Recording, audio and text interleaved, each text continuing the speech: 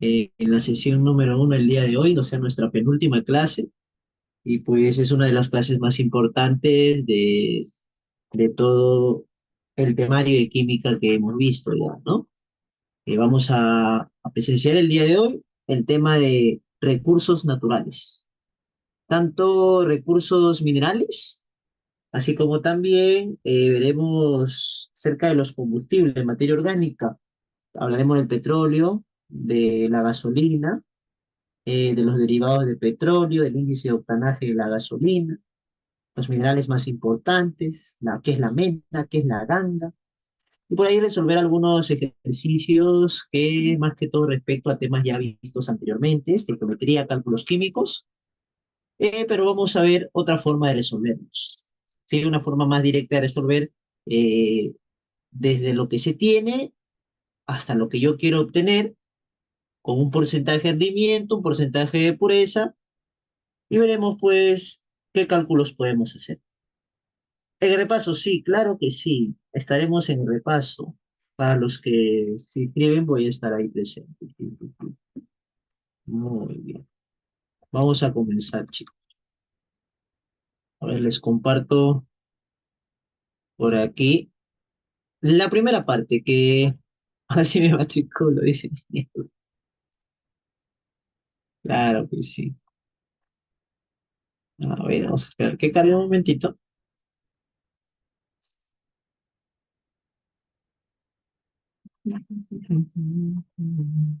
Muy bien.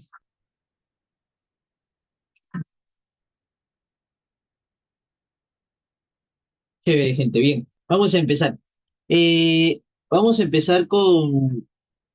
Quiero empezar con lo que es metalurgia, recursos minerales, ¿correcto? Luego veremos ya parte de lo que es petróleo, gasolina, gas natural. Vamos a empezar con metalurgia, chicos. La metalurgia es una ciencia aplicada cuyo objetivo, dice, es la producción de metales y sus aleaciones por medio de sucesivos procesos físicos y químicos que se realizan en los minerales. Sabemos, chicos, sabemos que la extracción de los minerales no se da simplemente pues excavando o recolectando la mena que hay en una minería. Tiene que pasar por diversos procesos físicos y químicos. Unos procesos físicos donde van a separar las mezclas. Sabemos que los procesos físicos separan mezclas. En este caso van a ser de sólidos, principalmente, y procesos químicos que van a separar enlaces químicos, que van a separar compuestos químicos, elementos químicos para poder llegar a obtener, por ejemplo, el cobre blister, que es el cobre puro al 99,99%, el oro puro a 24 quilates, la plata igualmente. Entonces, hay diversos procesos que debemos conocer, los principales, claro que sí, a nivel preuniversitario. Mire qué dice por aquí, los metales que más produce el Perú son oro, plata y cobre, plomo, zinc, hierro, estaño, molibdeno, entre otros, ¿no? Pero principalmente estos tres, ¿no? Oro, plata y cobre. Entonces, ¿cómo se dan estos procesos? Vamos a darnos cuenta el día de hoy que el oro y la plata generalmente se encuentran en su estado nativo, o sea que no se encuentra en forma de compuesto, sino en forma de elemento mezclado con otras sustancias. Por lo tanto, por ahí vamos a utilizar dentro de los procesos más conocidos lo que es lixiviación y también amalgamación. Ahora, el cobre, en cambio, el cobre se encuentra formando compuestos dentro de una minería. El cobre se encuentra formando óxidos de cobre, el cobre se encuentra formando sulfuros de cobre y va a tener que realizarse diferentes procesos que los que se realizan en oro y plata. Por ejemplo, ahí se va a realizar el proceso de tostación, si es un cobre sulfurado, o por ahí se va a utilizar el proceso de flotación también, ¿no? Si es que el cobre por ahí se encuentra mezclado. Muy bien, chicos. Entonces, vamos a ver por aquí qué son los minerales. Chicos, los minerales tienen fórmula química, sí o no. A ver, vamos a ver. ¿Qué dice por aquí? Los minerales, por definición, son sustancias inorgánicas y naturales, que poseen una composición y estructura química definida. Chicos, si la composición es definida es porque se trata de una sustancia. Por lo tanto, esta sustancia va a ser una sustancia compuesta. Los minerales presentan fórmula, chicos. Los minerales presentan fórmula. Obviamente, como el oro y la plata que se encuentran en su estado nativo, presentan símbolo, ¿no? Fórmula o símbolo. ¿Por qué? Porque son sustancias, tanto simples como compuestas. Presentan composición definida. ¿Correcto? Por ejemplo, mira, tengo por aquí la cuprita. La cuprita dice es un mineral cuya fórmula química es el óxido de cobre, ¿no? Este cobre presenta carga +1, eso quiere decir que es el óxido cuproso. Entonces el óxido cuproso viene a ser la cuprita, ¿no? El mineral cuprita. ¿Y de dónde se extrae este mineral? Este mineral se extrae de una mena, que es una recolección de una piedra que se ha extraído pues de la minería, y en esta piedra contiene tanto el mineral, que es el valioso, lo que yo quiero extraer, lo que yo quiero o lo que necesito comercializar. Y lo que no es valioso o lo que tal vez es valioso, pero su proceso es muy caro y por lo tanto no sería valioso al final, eso va a ser denominado can, ¿no? Chatarra. Entonces por aquí tenemos también otro mineral, dice la pirita, es un mineral cuya fórmula es el Fs2, ¿no? El sulfuro de hierro +2. Eso quiere decir que es el sulfuro ferroso. Entonces nos damos cuenta, chicos, que los minerales tienen nombres ahí, nombres comunes que nosotros debemos conocer, ¿ah? La cuprita, óxido cuproso. La pirita, sulfuro ferroso. ¿De acuerdo? Muy bien, continuemos. Vamos a ver por aquí qué es la mena. Justamente te estaba hablando acerca de lo que es la mena. La mena es el material obtenido del yacimiento, lo que se extrae del yacimiento minero. Y de ahí, de la mena, se va a extraer los metales para su comercialización por ser rentable. Correcto. La mena se compone de dos partes. Los minerales de la mena, que ahí vamos a obtener al mineral, claro, lo mismo, su mismo nombre lo dice, el mineral valioso, el mineral de interés. Son aquellos minerales que contienen el metal de interés. Pero también va a haber minerales en la ganga, pero estos ya no van a extraerse para poder comercializarlos luego. No, no, eso se va a dejar ahí, no va a pasar por procesos físicos ni químicos, no, porque estos minerales carecen de valor económico. O en todo caso, miren, por ejemplo, les pongo un ejemplo para que puedan entender lo que es ganga, chicos. Chicos, si una roca tiene oro, sí o sí, tú procedes a extraer el oro. Esa sería la pregunta para que puedas identificar qué es una daga. Por ejemplo, aquí tengo una piedra y en toda esta piedra hay una pepita de oro. Esta pepita de oro, digamos que vale 1.000 euros. ¿Está bien? 1.000 euros vale. Y por aquí, chicos, de toda esta roca, esta pepita de oro vale 1.000 euros. Por lo tanto, para poder extraer esta pepita de oro, su extracción te va a costar 2.000 euros. ¿Lo extraes? No, ¿verdad? Entonces por aquí esto va a ser denominado, perdón, la flechita, esta roquita, esta roquita va a ser denominado ganga. Ah, profe, pero el oro es valioso. Sí, pero es una pequeñez de oro que hay pues en toda una roca y su extracción va a valer más que lo que vale, por lo tanto no procedo a extraer. Efectivamente, sí, Entonces, chicos, por aquí sería otro caso, ¿no? Tengo una piedra por aquí, tengo una roquita de oro por aquí, y esto equivale a, digamos, a 5.000 euros. Y el proceso de extracción de este mineral es de 2.000.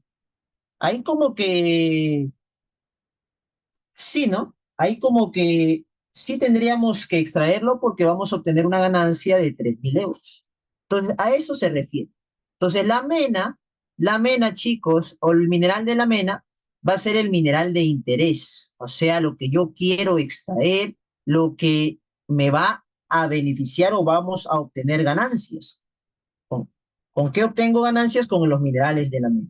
Y los minerales de la ganga va a ser las impurezas los que carecen de valor económico, o en todo caso su proceso de extracción es más caro de su valor. Entonces aquí tengo una mena de plomo. Si es una mena de plomo, chicos, es porque lo que se va a extraer es el plomo. O sea que el mineral de la mena es el sulfuro de plomo. Entonces, esta mena de plomo es una mezcla, pues sí. El mineral ya es el compuesto, que es la galena, el sulfuro de plomo, sulfuro plumboso. Pero de esta mezcla de mena de plomo, hay una parte que no va a ser valiosa, que es el mineral de la ganga. Y la ganga, pues, contiene sulfuro ferroso, que es la pirita, ¿no? Como hay un menor porcentaje, pues carece de valor económico, lo que se va a extraer es la galla. Entonces, la mena con la cual lleva el nombre del mineral va a ser lo que se va a extraer al final. Esta galena, el sulfuro de plomo, va a pasar por diversos procesos físico-químicos para poder llegar a obtener plomo puro, que es lo que se quiere extraer. ¿De acuerdo, chicos? ¿Hasta ahí todo claro? Si está claro, vamos a conocer a los minerales.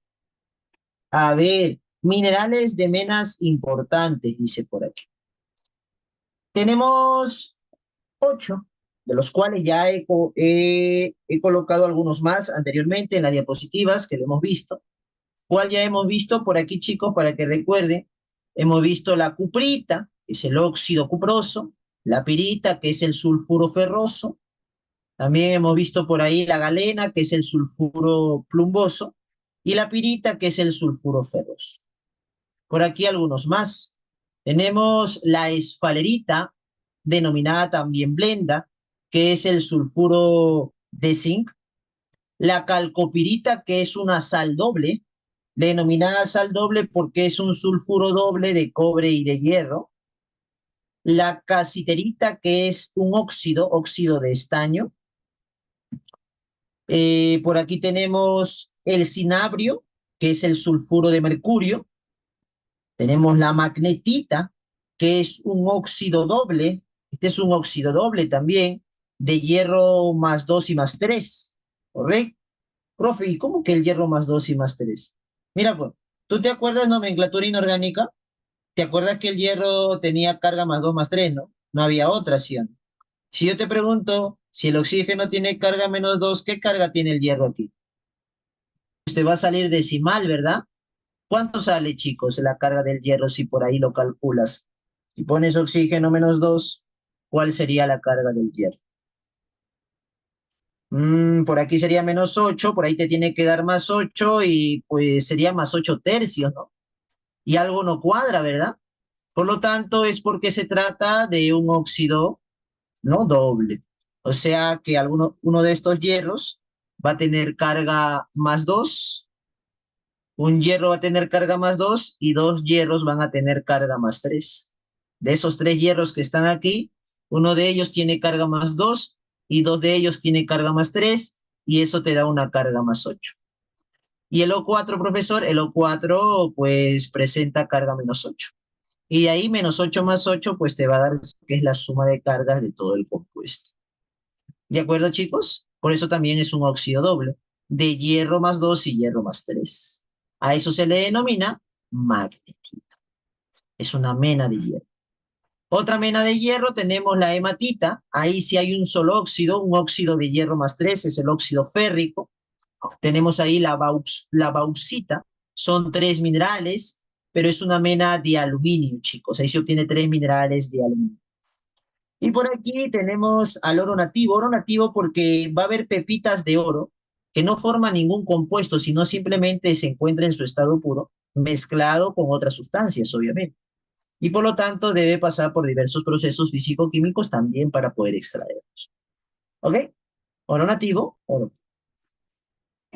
Bien, entonces hay que repasarlo, chicos. Hay que repasar cada uno de estos minerales. Como puedes observar, todos son sólidos, tienen fórmula, tienen composición definida, ¿no?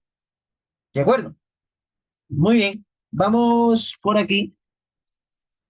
a ver con respecto a la preparación y concentración de los minerales. Preparación y concentración de los minerales. Chicos, la primera parte del proceso, cuando se extrae, pues parte las rocas que se encuentran en la minería, el- lo principal, chicos, es reducir el tamaño de estas cargas, denominadas cargas, ¿no? En la industria. ¿Por qué vamos a reducir el tamaño, chicos? Tenemos que reducir el tamaño para mejorar su transporte y facilitar la separación del mineral deseado. Mejoro el transporte, sí. Y también facilito la separación del mineral deseado también, porque cuando se encuentra triturado, por eso pasa por una trituradora inmensa, eh, podemos obtener una separación más adecuada con un mayor porcentaje de rendimiento. Bueno, se le denomina trituración, se le denomina chancado y también se le denomina molienda.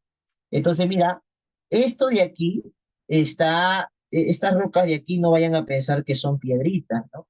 En una minería es inmensamente grande, las rocas son de gran tamaño y estas rocas pasan por el proceso de chancado y luego por el proceso de molienda, que es prácticamente lo mismo, solamente que esto eh, tiene un movimiento vibratorio y una separación de partículas por tamaño, ¿no? Luego tenemos por aquí la concentración del mineral, ¿sí? Vamos a concentrar el mineral. ¿Qué significa una separación donde el mayor porcentaje del mineral que yo quiero extraer, que yo quiero comercializar, se encuentre en un solo sitio y no dispersado? Consiste en elevar, dice, la cantidad importante, el porcentaje del mineral de interés. En este caso, la flotación es el proceso físico-químico más importante que permite separar selectiva, que permite la separación selectiva del mineral. El producto final es llamado concentrado, chicos. Y la pregunta es, profesor, ¿y qué es flotación, no? ¿A qué se refiere, profe, con flotación? Bueno, chicos, la flotación es un proceso que consiste, pues, en concentrar el mineral. O sea, por ejemplo, coloco un mineral bajo, voy a graficarlo mejor para que se entienda. Su mismo nombre lo dice, flotación. A ver por aquí. Mira, digamos que tengo un recipiente, esto es un recipiente inmenso, pues, ¿no? Y este recipiente inmenso es de agua. Y por aquí está la mena. Ahí está, ¿no? La mena, el mineral de mena. Listo, de la mena. Chicos, todavía está mezclado. Entonces, por aquí, ¿qué consiste? Consiste el objetivo es concentrar el mineral. O sea, esto está impuro. Hay partes puras y las partes impuras las voy a colocar de negro. Ahí está. Entonces, voy a aplicar algo sencillo. Sabemos que hay sustancias que son hidrofílicas e hidrofóbicas. ¿Han escuchado estos términos, chicos? Tal vez en biología. Hidrofílicas e hidrofóbicas. Ah, fobia es obviamente que no se lleva bien con el hidro, y hidro es agua. O sea que no hay una afinidad con el agua. Hidrofílicas es lo contrario, hay afinidad con el agua. Por lo tanto, voy a colocar aquí unas burbujas. Voy a por acá a colocar una bomba de aire. Por aquí voy a pasar aire y se van a generar unas burbujas de aire. Las burbujas de aire se van a llevar a las hidrofóbicas porque no tienen afinidad con el agua y por lo tanto el agua no lo retiene. Y las que se van a quedar aquí en el agua van a ser las hidrofílicas. En algunos casos, las hidrofóbicas va a ser la parte impura. En algunos casos, las hidrofóbicas va a ser la parte pura. Principalmente es la parte pura. Principalmente se encuentra ahí el mineral. O sea que por aquí las burbujas de aire van a colocar en la superficie, digamos, todo el mineral y la parte impura, que es hidrofílica, pues se va a quedar en la parte de abajo. Entonces, ¿qué está sucediendo con el mineral? Está flotando. Por eso al proceso se le denomina flotación. Ah, y para ello se necesita obviamente alguna sustancia, ¿no? Para volverlas hidrofílicas e hidrofóbicas. Por eso es un proceso físico-químico. Y se recolecta. Mediante unas máquinas, esto de aquí se extrae, ya que está flotando, se pasa a otro recipiente y por lo tanto ahí lo tengo ya concentrado. Eso es el proceso de flotación, chicos. ¿De acuerdo? En el Perú lo utilizan mucho para los minerales, por ejemplo, de cobre, de zinc, entre otras sustancias. Vamos por aquí entonces a la celda de flotación. La celda de flotación. Más o menos lo que he graficado tengo por aquí. Se añade aire, tengo la celda que es el recipiente. Aquí está el agitador. Por aquí se van los relaves, o sea, la parte hidrofílica.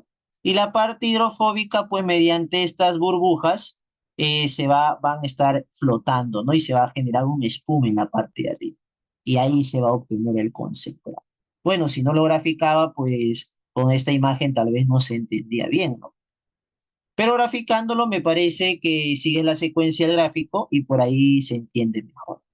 La celda de flotación entonces es alimentada con la pulpa, o sea, la mena finamente molida, que se extrae aquí, mezclada con agua y o algunos reactivos químicos que permiten que estas partículas del concentrado se eleven, o sea, se vuelvan hidrofóbicas y las hidrofílicas pues se forman los famosos relaves, lo que ya no se desea seguir preparando o que sea parte del procedimiento. Bueno, eso es con respecto a la preparación y la concentración del mineral. Así se concentra. Luego de concentrar al mineral, tenemos que ver en primera instancia qué se realiza con los minerales. ¿Qué se realiza con los minerales para poder extraer el metal que yo necesito, ¿no? Entonces ya tengo el mineral de cobre, digamos, ya concentrado. Puede ser un óxido de cobre, puede ser un sulfuro de cobre. Dice, la metalurgia del cobre puede tomar dos caminos según el mineral de la mena. El mineral puede ser un óxido, puede ser un sulfuro doble o simplemente un sulfuro de cobre. Tenemos la calcopirita, que es una mena de cobre, la cuprita, un óxido de cobre, la calcosina, que es el sulfuro de cobre, y la cobelita, que también es un sulfuro. Este es el sulfuro cuproso y este es el sulfuro cúprico. Muy bien, entonces primero vamos a ver la metalurgia para minerales sulfurados de cobre. Esta metalurgia es un proceso, ¿no? Son procesos, son caminos que nos van a ayudar a obtener el cobre puro. A este proceso de metalurgia se le denomina pirometalurgia. ¿Piro de qué viene, chicos? ¿Se acuerdan?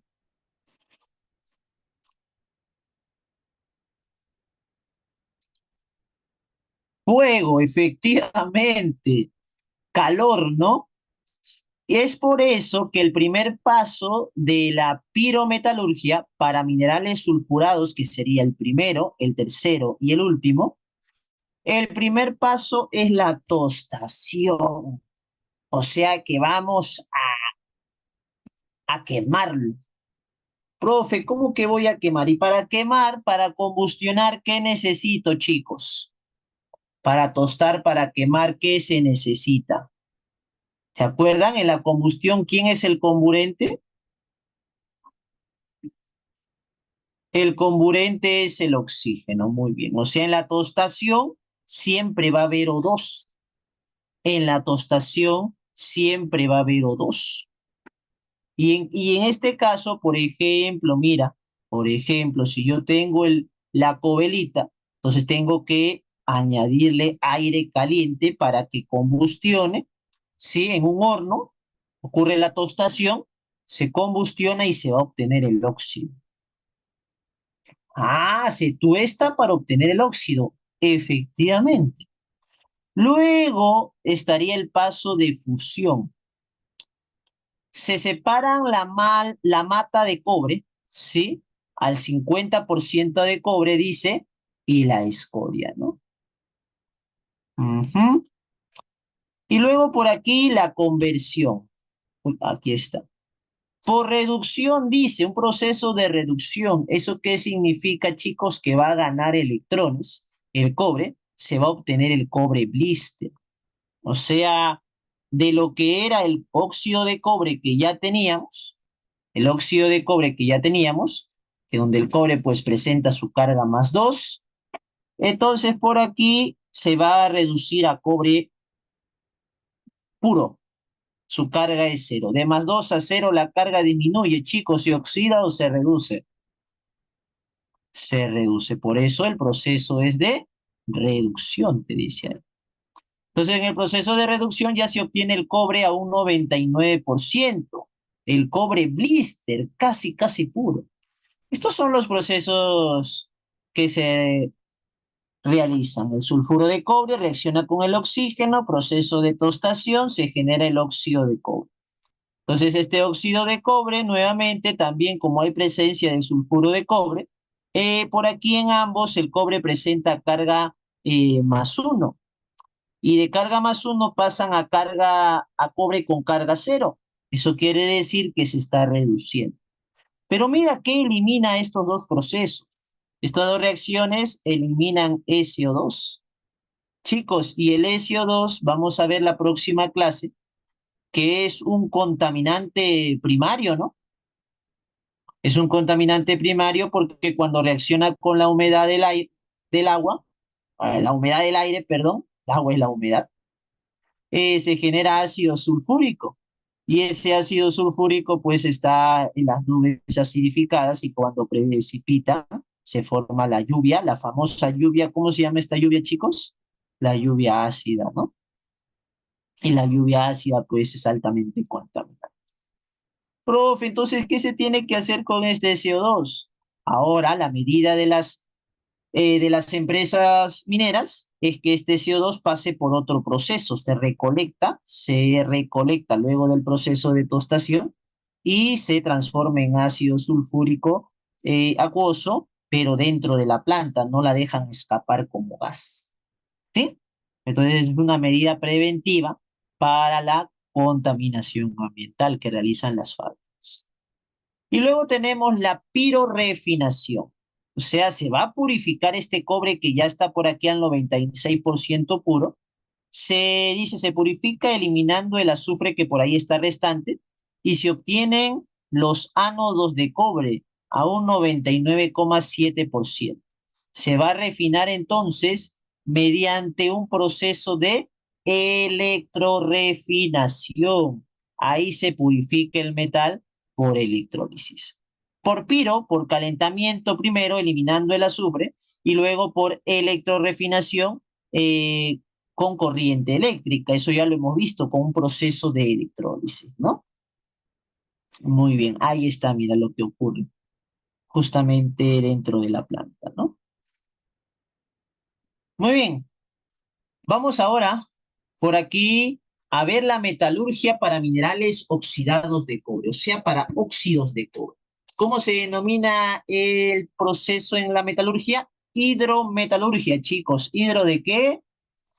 Ah, hidro es porque se va a disolver, ¿no? En este caso se va a mezclar con agua. A ver qué dice. Las pilas de lixiviación se rocían, aquí era ese, con una mezcla de agua y ácido sulfúrico al 5%. O sea, un ácido sulfúrico diluido en agua y esta mezcla con el óxido, ¿no? Y se obtiene, dice, una disolución con iones disueltos de cobre más 2 de concentración de 5 gramos por litro. O sea que en esta solución vamos a encontrar iones de cobre más 2. Por lo tanto, se va a extraer con un solvente, se va a añadir un solvente que tenga cierta afinidad con el cobre para poder extraerlo de manera. La extracción selectiva del ion cobre con solventes orgánicos. Luego el ion cobre es devuelto a una nueva disolución acuosa de concentración de 45 gramos por litro. Mira, o sea, se está concentrando con la ayuda de un solvente. Por aquí, el cobre más 2 se encontraba con una concentración de 5 gramos por litro.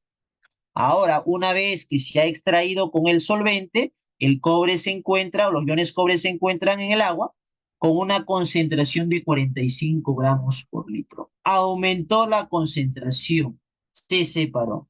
Y luego se realiza pues una electroobtención. Esta disolución anterior, que ya se encuentra concentrada, se somete, dice, a un proceso de electrólisis, donde los iones cobre, como son cationes, se van a depositar en los cátodos. ¿No? Los cationes, ¿dónde se depositan? ¿Dónde se reducen? En los cátodos. ¿No? Y ahí se obtiene el cátodo de cobre, que va a estar a un porcentaje de pureza del 99,99%. Muy bien, chicos. Entonces aquí se utiliza la lixiviación. ¿Qué es la lixiviación? Pues mezclar con agua y ácido, ¿no? Mezclar con agua y ácido. Bueno, ya hemos visto lo de cobre, ahora nos toca ver la metalurgia de oro y plata. Tenemos aquí también el primer paso que sería la lixiviación, chicos. La lixiviación, estas pilas de lixiviación se van a rociar nuevamente, dice. El cianuro es este de aquí, chicos, el CN. Ahora, cabe destacar que en la metalurgia de plata se puede dar por un proceso de cianuración. Este proceso de lixiviación que se da con agua y cianuro se le denomina cianuración, ¿correcto? Pero también hay otro proceso, que es la amalgamación. En este caso sería lixiviar con agua y mercurio, amalgamación, ¿correcto? Pero eso no es tan común. Lo común es que la lixiviación se realice con cianuro. Por eso el proceso principalmente se le denomina cianuración. Se obtiene una solución rica cargada de oro y plata. Ojo, en esta cianuración, en esta lixiviación, se puede dar tanto en medio ácido como en medio básico. Habrá que ver la reacción química. Si hay un ácido o iones hidrógeno, es porque se da en medio ácido. Recuerda el método ion-electrón. Y si por ahí encuentras una base, un hidróxido o encuentras OHs, es porque la lixiviación se da en medio básico. ¿Ok? Mira por aquí. Esta lixiviación, esta cianuración y esta cianuración, ¿se está dando en medio ácido o en medio básico, chicos? OHs. Estas lixiviaciones, tanto del oro y de la plata, estas cianuraciones se están dando en medio básico. De ahí justamente puedes darte cuenta.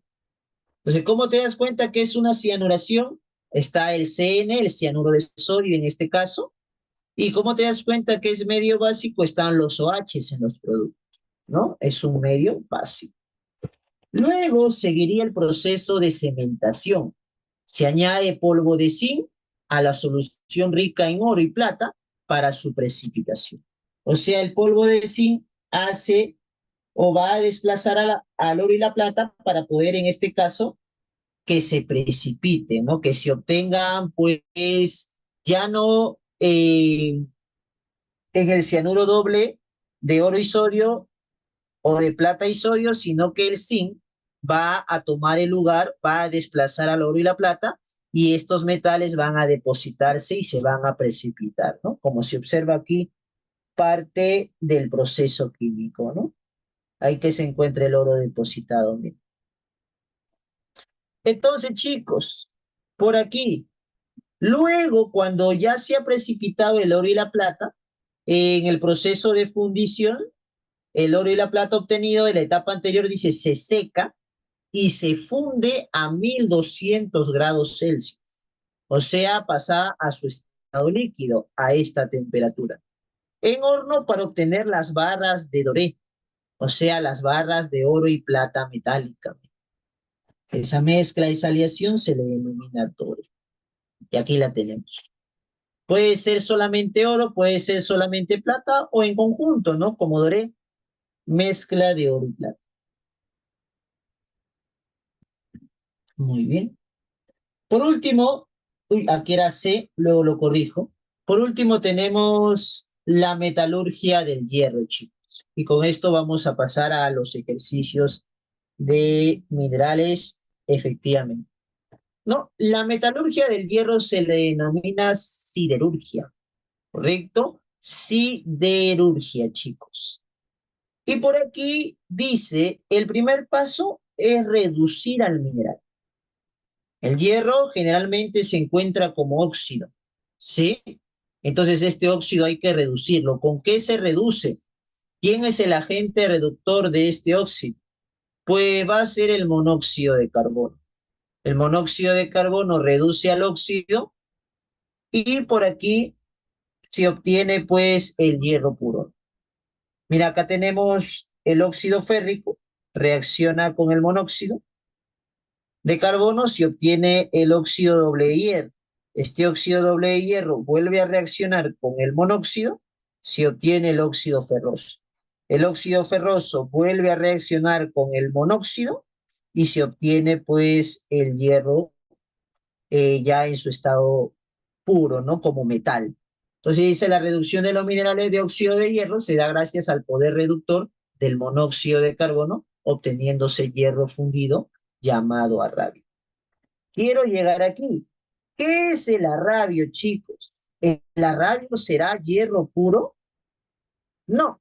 El arrabio es hierro mezclado con carbono, pero no es acero. Profe, pero usted me dijo cuando vimos mezclas, cuando vimos el tema de materia, que esto era acero. Sí, y esto también se le denomina arrabio. Profe, o sea que acero y arrabio es lo mismo. No.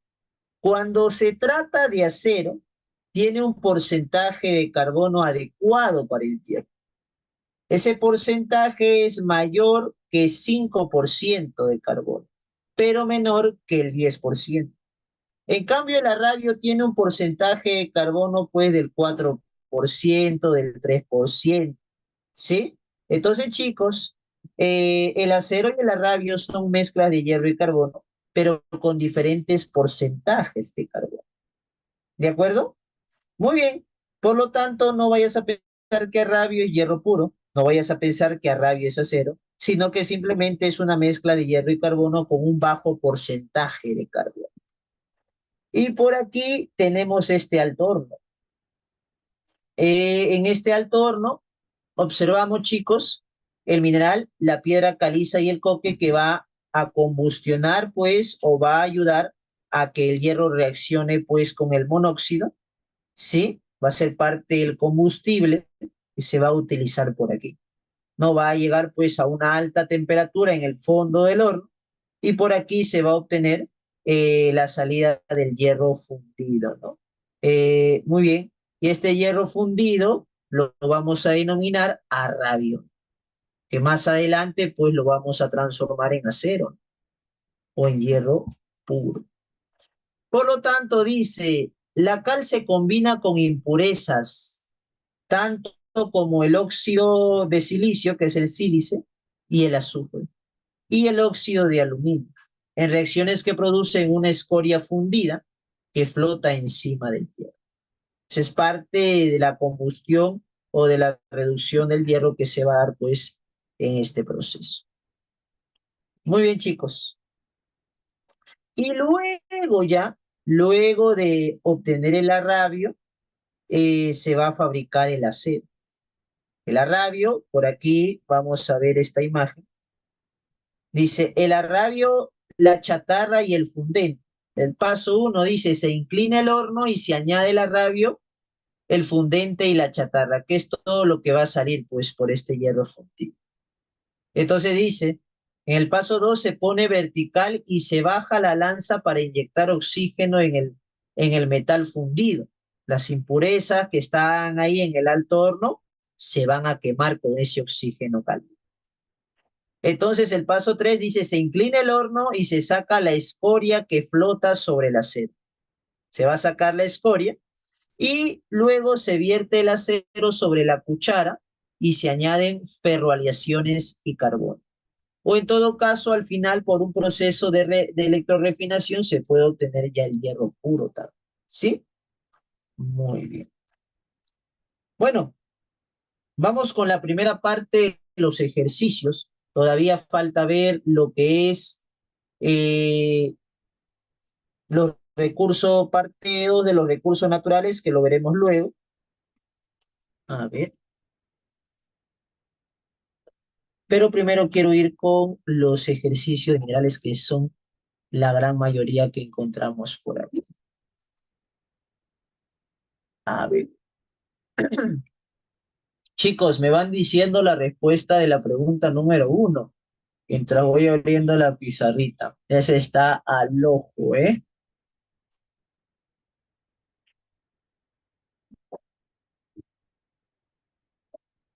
A ver, ni lo he visto y digo está al ojo. Ahora ya estoy bien, ya lo vi, ya lo vi. ¿Cuál es? Conceptos nuevos, ¿no, chicos? Sí, conceptos nuevos de todas maneras. Hay que repasar, hay que repasar. Cuando es un tema nuevo, son conceptos nuevos, pues hay que darle una ley, ¿no? ¿Cuál es la clave aquí? Dice, la incorrecta con respecto a quién, con respecto a los minerales. Los minerales no poseen fórmula química, falsazo, ¿no? Sí poseen fórmula química. ¿Son de origen natural? Sí. ¿Son sólidos a temperatura ambiente? Sí. La mena está formada por los minerales de interés económico, el mineral valioso, sí. El aprovechamiento de los minerales de la ganga resulta ser muy costoso, sí. Si yo quiero aprovechar la ganga, va a ser más costoso de lo que voy a ganar y por lo tanto, si el costo es mayor que la ganancia, pues hay pérdida, ¿no? Chicos, vamos a la 2. Ajá, les pongo por aquí la fotito para que se guíen. ¿Cuál sería por ahí, chicos, nuestra clave? Aquí está. Si no lo encontramos ahí, van a estar en las diapositivas anteriores, ¿ah? Mira, por ejemplo, dice la calcopirita. La calcopirita es una sal doble, ¿no? De sulfuro doble de cobre y de hierro. O sea que por ahí este no es y este no es. Entonces por aquí sería, vamos a colocarlo, cobre, hierro y S2. A ver, cobre, ahí el cobre está con su carga más 2 y el hierro también, ¿ah? Y el azufre con su carga menos 2. F2 o 3, ese es muy famoso, ese no te puedes olvidar, es la hematita, ¿no? Hematita. Ahí está, por aquí no puede ser la C. Luego tenemos la esfalerita, denominada también blenda, está por aquí y es el sulfuro de zinc, ZNS. O sea que con eso ya tenemos que la clave sería la D. Profe, ¿no está la galena? Sí está, ¿verdad? Hemos hablado acerca de la galena en la diapositiva anterior, que es el sulfuro de plomo. Entonces, la clave es la letra E, chicos. ¿Ok? Muy bien. Acuérdate también que hemos visto la galena por aquí y también la pirita, chicos. Aquí está. Está todo para que lo repases. Yo te voy a dar el material, pero con la condición de que tú le vas a dar su leída, ¿no? Muy bien. Si lo tenemos de adorno, chicos, pues no nos va a servir. Hay que darle su lectura detallada. Chicos, miren, ¿se acuerdan con qué se daba la lixiviación? La lixiviación, por ejemplo, de, de un óxido, la lixiviación de un óxido, por ejemplo, el óxido de zinc o del óxido de cobre, se daba, ¿te acuerdas? Siempre acuérdate, agua y ácido. Otra forma de lixiviar es con agua y cianuro, pero a eso generalmente se le denomina ya cianuración, ¿no? A ver, por ahí, entonces, tenemos agua y ácido, claro, es ácido disuelto en agua. Oh, profe, muy bien. Entonces, sí se da aquí la lixiviación. ¿Qué es lo que va a reaccionar en la lixiviación? El óxido. Pero bien, el óxido con agua y ácido. Chicos, en la reducción, cuando vimos acerca de la metalurgia del hierro, la reducción. En una reducción más fácil, ¿te acuerdas por aquí? Que en un óxido, en este caso el óxido de hierro, que tiene carga +3, ¿sí? Va a pasar a convertirse en hierro en estado libre, que tiene su carga cero. Chicos, en la reducción, ¿qué sucede con la carga? ¿Aumenta o disminuye? En la reducción, su carga o su estado de oxidación disminuye. Y eso quiere decir que gana electrones, ¿no? Eso es lo que sucede aquí, efectivamente. Aquí está el hierro +3 y aquí está el hierro cero. Entonces aquí se está dando la reducción de la hematita. ¿Quién es la hematita? La hematita es el F2O3, ¿no? Ahí se está reduciendo. ¿Por qué? ¿Quién es el agente reductor? El agente reductor es el CO, ¿no? Chicos, la tostación. En la tostación vimos que siempre se va a tostar ¿con qué? ¿Qué se necesita para tostar? ¿Qué se necesita para combustionar, para quemar? Se necesita O2, ¿no? Entonces, ¿por qué se tuesta, chicos? ¿Por qué se tuesta? ¿Qué se tuesta? Lo que se tuesta son los componentes que son sulfurados, ¿no? Por ejemplo, el sulfuro de cobre u otro sulfuro, podría ser el sulfuro de plomo y también tendríamos tal vez que tostarlo. Los sulfuros, los que tienen sulfuro, se oxidan para convertirlos, recuerden, en óxidos, en óxidos. Acuérdate de ello. Entonces, por aquí tengo un sulfuro. Se está oxidando y se obtiene su óxido. Mira. Ah, en este caso, lo que es el óxido que se obtiene es el óxido de hierro porque está en mayor porcentaje, seguramente en la calcolpirita, es una mena de hierro. Por lo tanto, por aquí identifico que es la tostación. Nada más. Y el último dice es una cianuración. ¿Es una cianuración, chicos? ¿Es una cianuración? Sí. Tiene CN. Pero dice en medio ácido. ¿Estará bien que diga en medio ácido, chicos? No, ¿verdad? Porque ¿qué tiene? Tiene OHs. Así que no está en medio ácido. ¿En qué medio está? Está en medio básico. Así que por eso la última es falsa. Con razón, por ello había una clave que es la de 1, 2 y 3. Hasta ahí bien, ¿no, chicos? Acabamos todos los problemas hoy día, están súper sencillos. ¿Cómo es la primera proposición? ¿Verdadero o falso, chicos? Son sólidos cristalinos de composición definida. La proposición 1 es recontra verdadero, ¿no? Son sólidos a temperatura ambiente, tienen composición definida porque presentan fórmula. Si se presentan en beta, se explotan por tajo abierto. A esto quería llegar, chicos.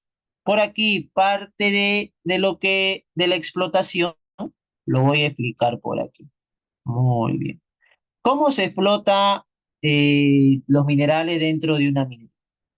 Se puede explotar mediante túneles, ¿sí? Mediante túneles. Y se va a explotar mediante túneles, chicos, cuando, o mediante, mejor dicho, excavaciones profundas, cuando el mineral se encuentra en vetas. Cuando está en vetas, se realizan excavaciones profundas. ¿Por qué? ¿Qué significa que está en vetas? Que está muy profundo el mineral que yo deseo. Por ejemplo, aquí está la superficie y el mineral. Los geólogos introducen por aquí un material, no me acuerdo exactamente cuál es el material, y toman una radiografía respecto a las profundidades. Y en esta radiografía se observa que hay una gran cantidad por aquí de mineral y por lo tanto necesitan hacer una excavación profunda y lo hacen mediante túnel. Obviamente, como es más profundo, se necesita más dinero para poder costear parte del proceso de explotación.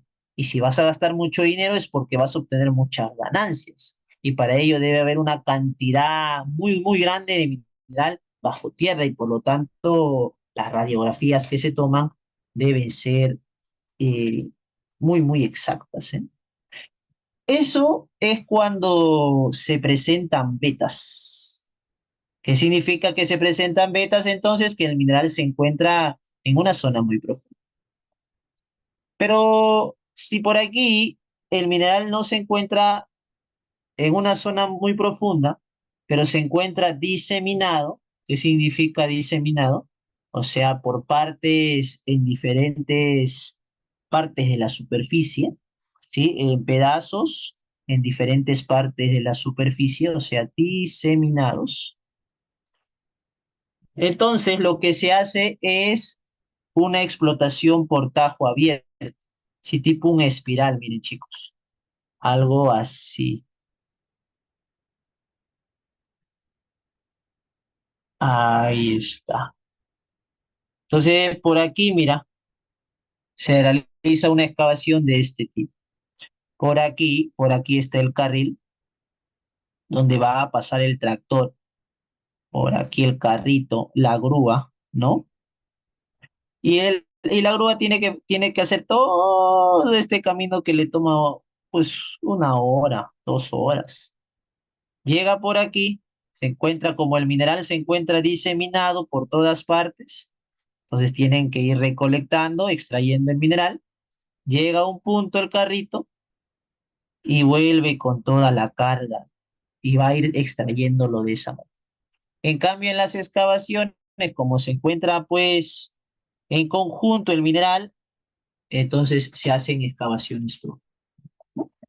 Eso es entonces por vetas y lo otro es tajo o a cielo abierto.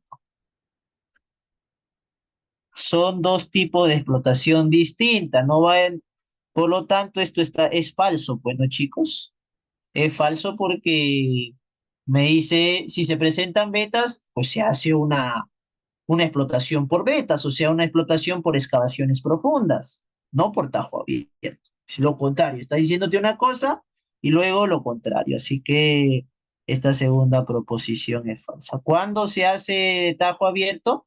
Se va a hacer de tajo abierto cuando el mineral se encuentra diseminado, o sea, por varias partes, pedazos en varias partes. ¿Sí?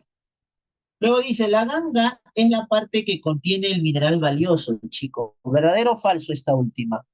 La ganga es el mineral que contiene el material, es la parte que contiene el mineral valioso. Falsazo, ¿no? Entonces por aquí me dicen las incorrectas, serían 2 y 3. Muy bien. Tanto el oro como la plata son metales preciosos. Respecto a la metalurgia del oro y plata, indique las proposiciones correctas. Chicos, la primera proposición, ¿cómo es? Creo que lo comenté, ¿no? En clase, ¿estuvieron atentos o no? Cianuración, de todas maneras, que es una lixiviación con agua y cianuro, y la amalgación es una lixiviación con agua y mercurio, ¿no? La primera proposición es verdadero. Con ambos se puede eh, extraer o, en todo caso, realizar la metalurgia del oro y la plata. El oro se obtiene por reducción del zinc. en este proceso. A ver, vamos a ver. El zinc aquí tiene su carga cero y aquí el zinc, como está en un compuesto, va a tener carga más 2, ¿no? Su única carga que presenta el zinc al combinarse es más 2. ¿Es correcto? Por lo tanto, ¿qué está sucediendo, chicos, aquí? ¿Qué está sucediendo con el zinc? ¿Se está reduciendo o se está oxidando? Se está oxidando porque su carga aumenta, se oxida. Pero entonces acá dice, el oro se obtiene por reducción con zinc. Si el zinc se oxida, ¿qué sucede con el oro? El oro, que va a tener una carga más X, no necesitas saber cuánto es la carga aquí, pero si quieres saber, te la digo, el cianuro tiene carga menos uno, como son dos cianuros, presenta carga menos 2. El sodio es más uno, entonces aquí el oro es más uno. Ah, ok, por lo tanto aquí el oro presenta carga más uno y pasa a ser oro C. Mira lo que sucede con el oro. El oro, ¿qué está sucediendo con el oro, chicos? El oro se reduce por que el zinc lo está reduciendo, ¿no? Entonces esa proposición sería verdadero también. Dice, el oro se obtiene por reducción, claro, el oro se está reduciendo. ¿Y por qué se reduce el oro? Porque el zinc lo reduce. ¿Por qué el zinc lo reduce? Porque el zinc se oxida y el zinc viene a ser el agente reductor. O sea, se reduce gracias al zinc. Ese es el agente reductor que reduce al oro, ¿no? De más uno a cero. Así que la segunda proposición es verdadera. Y en la 3 que dice, el oro y la plata comúnmente se encuentran en la naturaleza en su estado nativo. Eso como es, chicos, también viene a ser verdadero, ¿no? Se encuentra mezclado y no formando compuestos. Así que la clave es uno, 2 y 3. Y luego tenemos ejercicios. Tú dices, profe, estequiometría de nuevo. Ya sé estequiometría. Muy bien. Si haces estequiometría aquí, tardarás un poquito más. No hay que realizarlo por estequiometría, hay que realizarlo por lo que nosotros... En la segunda siempre te van a dar la reacción. No siempre. Pero recuerda que el zinc, si te dice que el oro se obtiene por reducción del zinc, si tú quieres obtener un metal, siempre se reduce, como te has dado cuenta. Los metales cuando, los metales cuando se encuentran formando un compuesto, sea con quien sea que está, los metales siempre tienen carga positiva, ¿verdad? Y si los metales siempre tienen carga positiva, yo quiero obtener el metal con carga cero, de positivo a cero, la carga disminuye y siempre va a ser una reducción. Eso es lo que debemos tener en cuenta. Entonces, por aquí dice, el oro se obtiene por reducción del zinc, pues si el zinc reacciona con el compuesto que tiene el oro, pues efectivamente que sí. ¿Correcto? Ujú. Muy bien. Vamos al problema 6 y vamos a verlo de esta forma, chicos. A ver, aquí está la precisa, esta es la poderosa. Ustedes tienen que aprender a hacer estos ejercicios de esta forma. Y luego regresarás a tus problemas de estequiometría y dirás, profe, así me van a salir los de estequiometría más fácil. Sí, así también te pueden salir los de estequiometría más fácil. Pero para poder llegar a este nivel, primero te has tenido que pasar por estequiometría. Si yo te lo explicaba en estequiometría de esta forma, como te lo voy a explicar ahora, pues tal vez como que no lo podrías comprender. Y para eso también tendrías que conocer cálculos. Mira, vamos a hacer relaciones, nada más. Relaciones de reglas de tres, simple, nada más, correcto, pero con lo que nosotros conocemos. A ver, dice, se tiene una mena de 1.000 toneladas que contiene hematita con 36% de gama. Oye, mira, te está diciendo que la mena, por aquí, tiene ganga. La ganga es lo que no se extrae, la ganga es la parte no valiosa. La ganga es del 36%, chicos.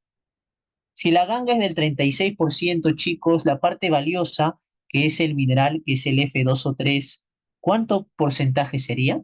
¿Me dices? Ujú. Del 64%, pero sería el 64% el 64% de 1000. Si es el 64% de 1000, mira, lo voy a colocar, pero tú ya directo en tu cabecita ya está que es 640, ¿no? Toneladas, ¿verdad? Hasta ahí vamos bien, ¿verdad, chicos? Me siguen hasta ahí. O sea, de este óxido se tiene 640 toneladas. Profe, por aquí, ¿qué dice? Oye, este es un datazo, ¿no, profe? Este es un datazo. ¿Qué significa 160 gramos por mol de este óxido? Ah, pues esto significa lo siguiente. Significa que en 160 gramos de este óxido, si yo tengo 160 gramos de este óxido, ¿quién me dice cuánto de hierro va a haber? ¿Cuánto hay de hierro aquí? En 160 gramos de este óxido.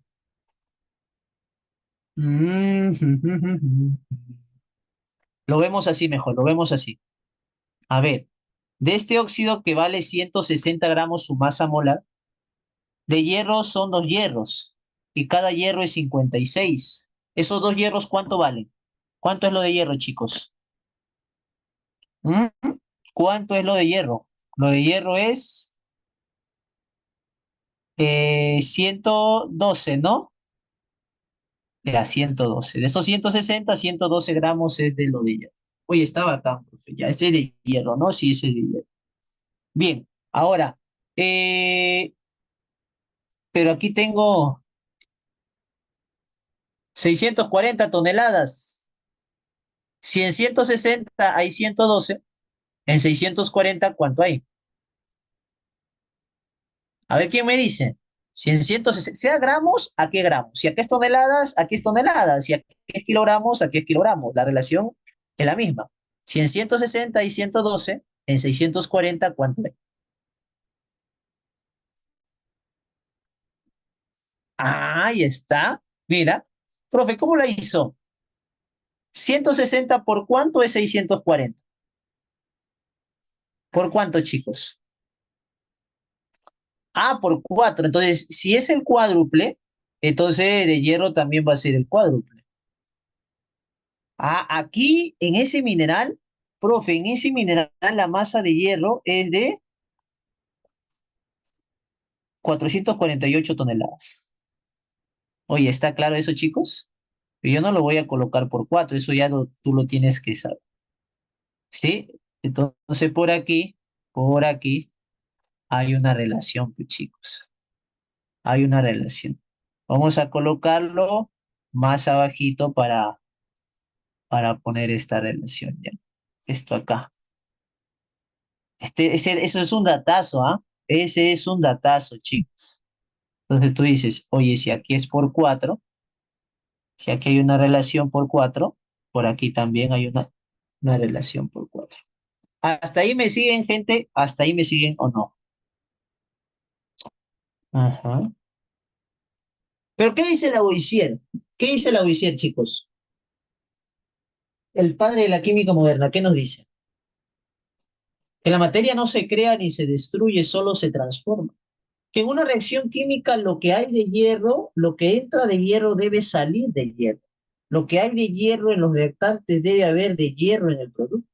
Lo que hay de hierro al inicio debe haber de hierro al final. Entonces, profe, la masa de hierro es 448 toneladas y se acabó. Marcamos, pero lo pasamos a kilogramos. No, espérate, hijo, espérate. Espérate un momento, que te dice que se ha realizado el proceso con un 75%. Ah, profe, al 75%, ¿cuánto sería de rendimiento? Al 75% de rendimiento, la masa de hierro, ¿cuánto sería, pues, gente? Sácale el 75%. Sácale el 75%. ¿Cuánto es? ¿Cuánto es el 75% de 448 toneladas?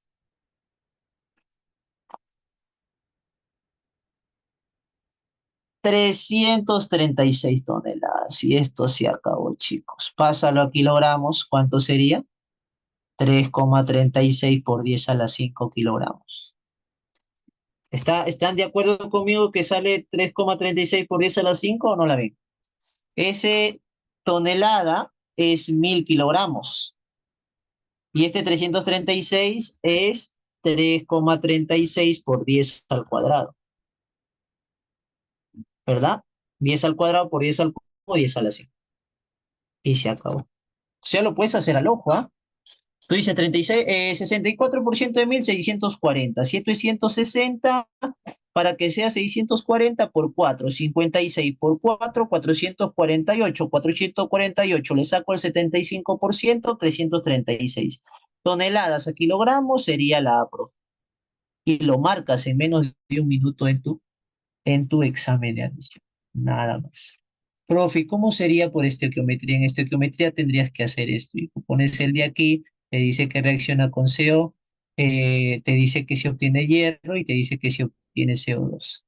Tienes que hacer el balance, tienes que colocar por aquí pues 640 toneladas, que es lo que había de este señor, del óxido. Tienes que colocar aquí la masa, tienes que colocar aquí el coeficiente, no sé cuánto será, multiplicas por su masa molar, lo pones aquí, igualmente su coeficiente por su masa molar, lo pones aquí, aspita simple y por ahí te va a salir la masa de hierro.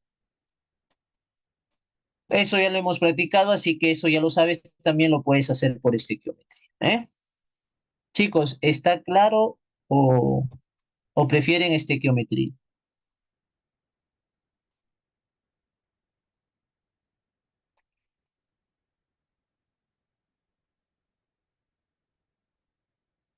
Hay que practicarlo, ¿sí? Hay que entender el problema. Yo hago esto porque entiendo el problema, porque entiendo el concepto de masa molar, ¿no? Porque entiendo que la ganga es lo que no es valioso, lo que es valioso es el mineral.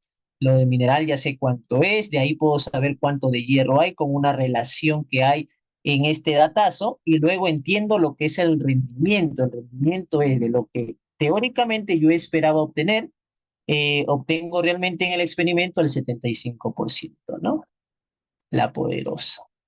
Y la poderosa también lo puedes aplicar por aquí. A ver, a ver, a ver. Solo te olvidas de la reacción, ¿no? Chao, reacción. Muy bien, dice, si en un proceso de tostación se obtuvieron 202,5 toneladas de óxido de zinc, chicos, ya de una. Si yo tengo de este datazo en 81 de óxido, ¿cuánto hay de zinc? Si oxígeno tú sabes que es 16, ¿verdad? ¿Cuánto es de zinc? De este 81. 16,65, ¿verdad? Muy bien. Igual por aquí, ¿no? De estos 161, lo de zinc es 65, porque esa es su masa atómica, ¿sí o no? ¿Estamos de acuerdo o no? Entonces por aquí tú dices, si se tiene de óxido de zinc, te dice, aquí está el óxido de zinc, mira, óxido de zinc. ¿Cuánto hay aquí de óxido en el óxido de zinc tiene una masa, perdón, aquí vamos a colocar, de 202,5. Eso es lo que se obtiene, ¿no? 202,5. Lo que se obtiene lo voy a poner más a la derecha. Eso es lo que se obtuvo. Chicos, a ver, ahora sí, lúcete, por favor. Si en 81 hay 65, en 202,5, ¿cuánto hay de zinc? Dímelo, ¿cuánto hay de zinc?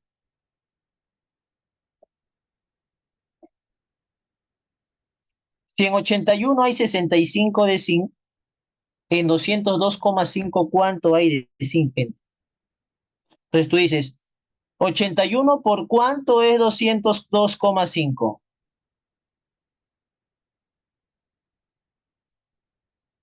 81 por cuánto es por cuánto te da 202,5. Hoy están haciendo todo el problema ustedes, ¿no? 202,5 entre 81. 2,5. Ese 2,5 lo vas a multiplicar por este 65, que también debe haber aquí. ¿Cuánto te sale 65 por 2,5? Estamos aplicando la relación, ¿eh? A ver, 162,5. Ok, eso es lo que sale de zinc. Eso es lo que sale de zinc. Pero ¿qué entró de zinc? ¿Qué entró de zinc? A ver, vamos a ver. Ah, lo que entró fue sulfato de zinc. Ahí está, ¿no? Eso es lo que se obtiene.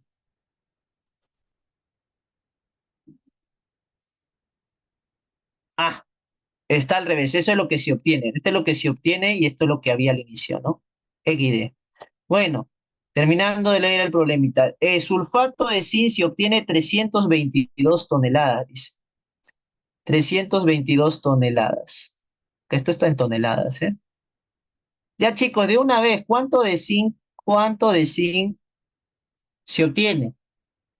Si en 161 hay 65, en 322, ¿cuánto hay?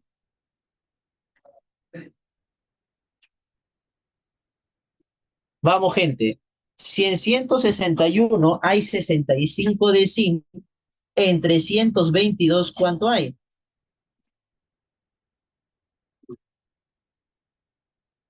Entonces tú dices, oh, ok, 161, aquí es el doble por 2, 322. Aquí también sale el doble por 2. 130. Oye, qué bacán. Profe, pero no puede ser, ve, profe, usted me dice que todo lo que entra debe salir. Efectivamente, profe, si entró 162, ¿por qué sale 130 de sí? Si entró 162,5, ¿por qué sale 130? Porque hay un rendimiento, hijo. Y eso es lo que te pide aplicar. Entonces, ¿cuánto es el rendimiento? El rendimiento es 130 dividido entre 162,5, que es lo que debió salir teóricamente, y esto va a haber multiplicado por el 100% y se acabó. ¿Cuánto sale el porcentaje de rendimiento, chicos? Al ojo creo que sale 80 y se acabó. ¿Ya ven? Es fácil esta geometría, chicos, en realidad. Sino que nosotros aplicábamos pues un método primario, podríamos decir así, nivel pollito para poder comprender. Entonces, realmente se debe realizar de esta forma o entenderlo de esta manera para cualquier proceso de cálculos químicos. ¿De acuerdo? Muy bien. Listo, ahí está la poderosa.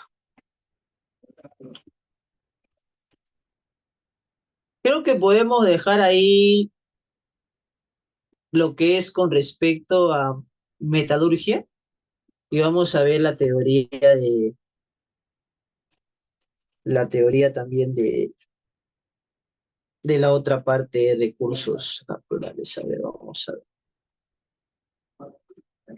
Uy, uy, uy, uy. Aquí está.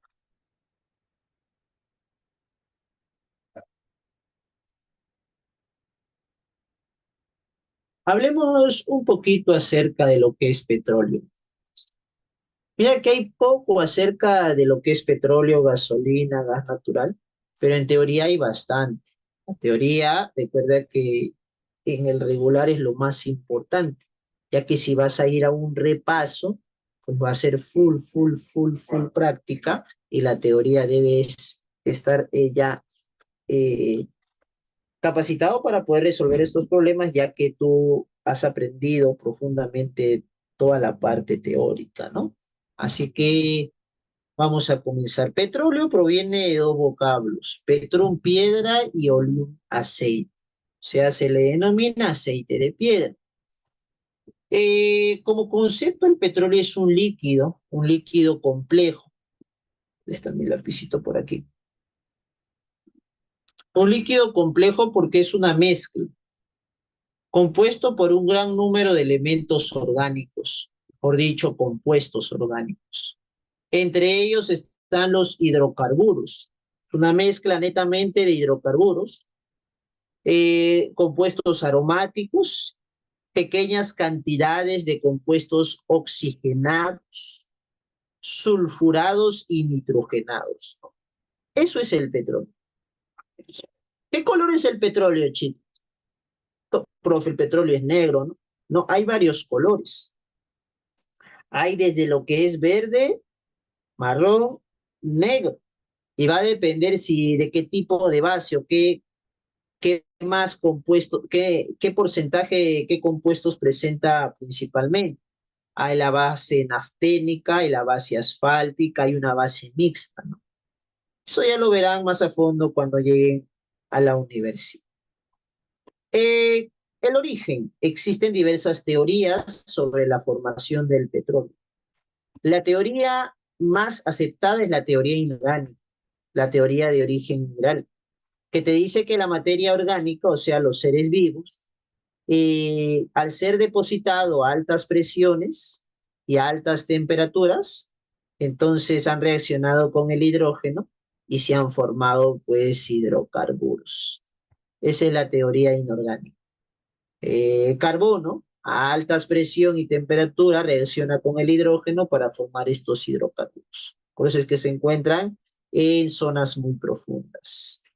La teoría orgánica sostiene que el petróleo proviene de los restos orgánicos de plantas animales que vivieron hace millones de años. También prácticamente como que por ahí van las teorías. Pero hay una teoría más. Hay una teoría que dice, o sea, no se sabe a ciencia cierta hoy en día, la teoría más aceptada es la orgánica, pero no se sabe a ciencia cierta si hoy en día que de dónde proviene el petróleo. Hay una teoría que dice que proviene del espacio, o sea que tiene eh, un origen alienígena, ¿correcto? Esta teoría dice también cuando la Tierra sufrió grandes transformaciones geológicas, dichos restos fueron cubiertos por capas de arena y sedimentos soportando grandes presiones y temperaturas transformándose en hidrocarburos. Pero, ¿qué decir, no? ¿Los dinosaurios habrán existido realmente? Hasta el momento, profe, sí, pero si están los huesos, profe, pero esos huesos pueden ser diseñados también, ¿no? Nadie sabe. Entonces, por aquí, chicos, esta teoría es la más aceptada y se considera como la teoría moderna del origen de petróleo, ¿no? La teoría orgánica. Restos orgánicos de plantas animales que vivieron hace millones de años se encuentran sedimentadas a grandes profundidades y se han convertido pues en hidrocarburos a grandes presiones y temperaturas. Muy bien, vamos ahora con las características del petróleo. El petróleo es un recurso natural, es no renovable, está formado por una mezcla compleja heterogénea de hidrocarburos, tanto hidrocarburos gaseosos, hidrocarburos líquidos, hidrocarburos sólidos. Los gaseosos son los que presentan menos carbonos, los líquidos presentan un poco más de carbonos y los sólidos pues una gran cantidad de carbono, forman cadenas largas de carbonos. A medida que el hidrocarburo es más grande, pues su temperatura de fusión viene a ser más alta. En su composición predominan principalmente los parafínicos, o sea, principalmente los hidrocarburos son parafínicos, o sea, que contienen alcanos. Recuerda que alcano parafínico era lo mismo. También cicloparafínicos, o sea que también el petróleo tiene parte bases nafténicas y en menor proporción aromáticos, o sea que los aromáticos no superan el 17%.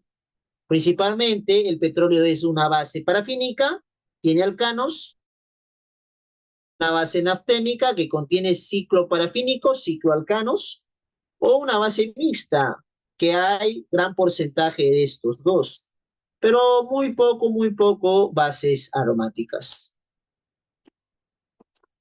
También te dice, cuando se extrae del subsuelo por bombeo, suele venir acompañado con gas natural, agua salada, y contiene menos del 5% en elementos como oxígeno, azufre, nitrógeno, como compuestos oxigenados, dióxido de carbono, sulfurados como sulfuro de hidrógeno, nitrogenados también pues amoníaco e incluso metales, restos metálicos de níquel, hierro, vanadio. También se han identificado trazas de él. Todo ello viene combinado el petróleo y ese petróleo que se extrae se le denomina petróleo crudo, chicos, ¿no? Crudo, que no todavía no se ha cocinado, pues, ¿no? Ese es el petróleo crudo que se extrae. Muy bien. También te dice, dicho combustible fósil presenta un aspecto oleaginoso, cuyo color aceitoso, ¿no? Cuyo color varía entre lo que es pardo claro hasta negro. ¿Te das cuenta que los colores varían? Depende de las bases. Muy bien. Sí. Siendo más viscoso que el agua, pero menos denso e insoluble que él. Por esta razón, al haber derrame de petróleo, esta flota en el mar. Pues claro, el petróleo al ser menos denso se observa la flotabilidad en el mar, ¿no? En las aguas. ¿Cómo se llamó la última empresa que derramó petróleo en el mar? Si no mal recuerdo, en las playas de Villa María, la empresa Repsol, ¿no? Efectivamente. Y el petróleo en Ventanilla, ¿no? XD, que no estoy allá, pues. En Ventanilla. Entonces, por aquí estoy mal informado. Se puede observar que el petróleo, pues, flota sobre el agua al ser menos denso, y hay varios métodos para poder limpiar o extraer el petróleo del mar, sino que Repsol no quiso gastar su dinero. Hay unas bacterias, chicos, hay una tecnología bacteriana, hay unas bacterias que comen petróleo. Estas bacterias comen petróleo y estas bacterias, pues al final, al ser materia orgánica, tienen un tiempo de vida corto y no contaminarían el mar porque es materia orgánica.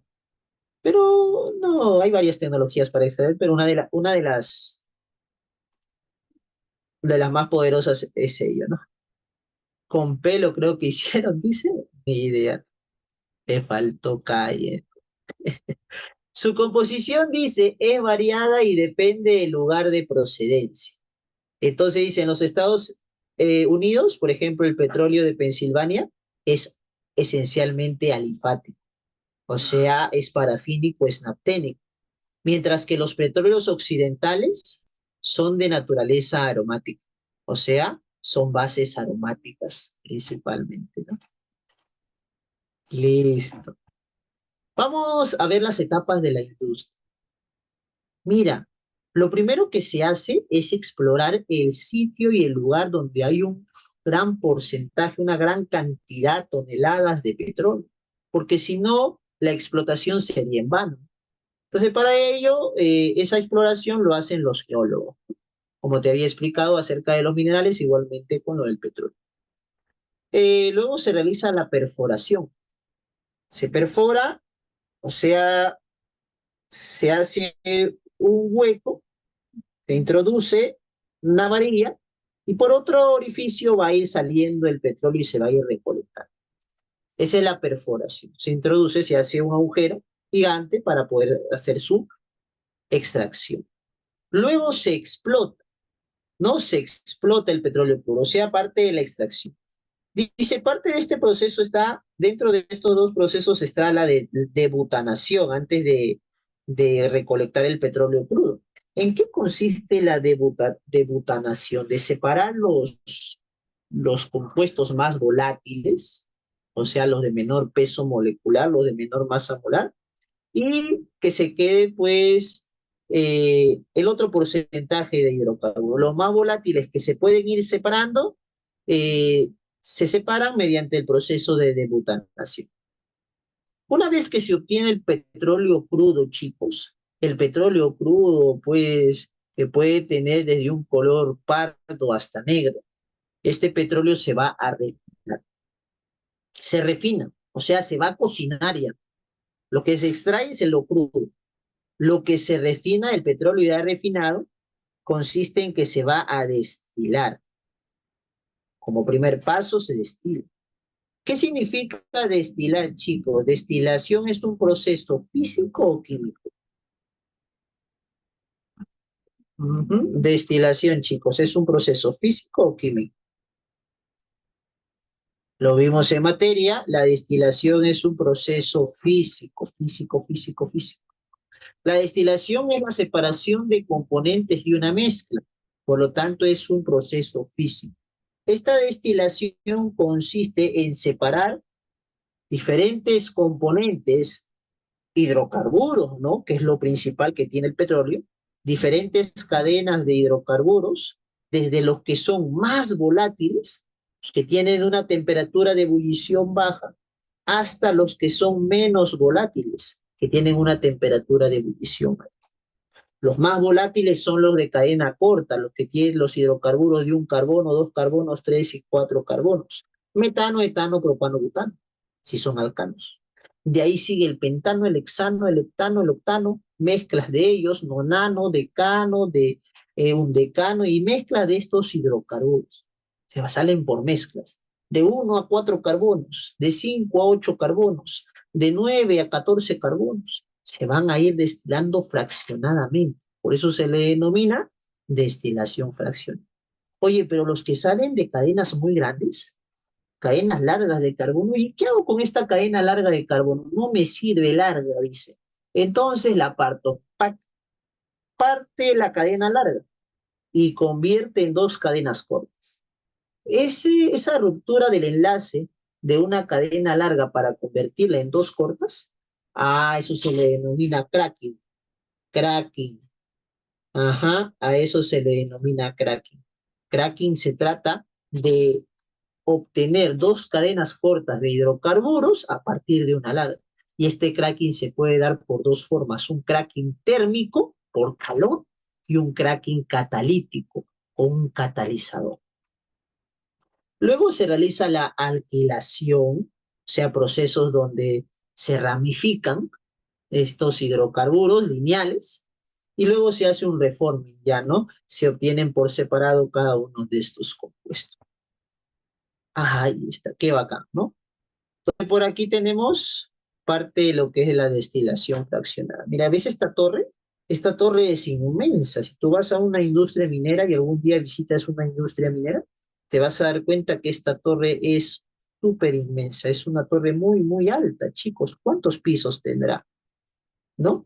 Tiene más de 20 pisos, ¿no? Más de 20 pisos. Por aquí dice, es el primer proceso de la refinación del petróleo. Luego el petróleo limpio es llevado, dice, a unos hornos donde se calienta. Este proceso necesita absorber calor, necesita demasiado calor porque va a pasar este petróleo crudo, bruto, por el horno de destilación. Este horno de destilación lo calienta y lo va a ir calentando fraccionadamente. Donde se calienta, dice, hasta una temperatura de 350 a 450 grados Celsius, temperatura a la cual la mayor parte del petróleo se transforma en vapor, quedando una pequeña cantidad como líquido. Por el fondo de la torre caen los hidrocarburos más pesados que no alcanzaron a evaporarse. Entonces, mira, va calentándose este horno y por arriba va a ir saliendo el butano, el propano, de 3, de 4 carbonos. Recuerda que el de 2, el de 1, gran parte de ellos ya se han escapado por el proceso de debutanación, ¿de acuerdo? Porque esos son volátiles a temperatura ambiente. Oye, entonces, mira, se calienta, sale el butano, sale el propano, el de 3, el de 4 carbonos, se calienta un poco más hasta 150, sale la gasolina, se calienta hasta 200, sale el querosene, se calienta hasta 300, sale el diésel, se calienta hasta 370, ya salen los aceites, ¿no? Los lubricantes, las ceras. Oye, pero se calentará hasta 400 y saldrán hasta ahí nomás. Pero los demás chicos, los demás que no superan su temperatura de ebullición, están en forma de líquidos y sólidos y estos van a caer por la torre, ¿no? Van a caer por la torre, no se evaporan, sino caen por la torre y estos vendrían a ser los más pesados. Los menos pesados están por arriba, los más pesados están por abajo. Los más volátiles están por arriba, los menos volátiles están por abajo. Los que tienen temperatura de ebullición menor están por arriba, los que tienen temperatura de ebullición muy alta están por abajo. Asfalto, brea, coque. ¿De acuerdo? Muy bien. ¿Quieren observar un video, chicos? ¿Hay tiempo para un video o no? Vamos a ver.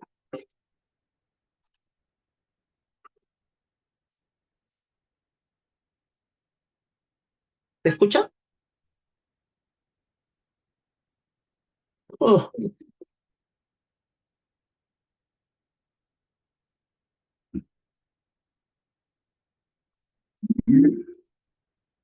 Bluetooth mode.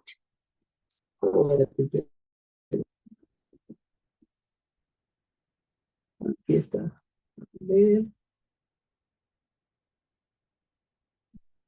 Uy, se conectó, pero ya. Ahora te... Bienvenidos. Hoy vamos a conocer los diferentes procesos por los que pasa el petróleo en una refinería hasta convertirse.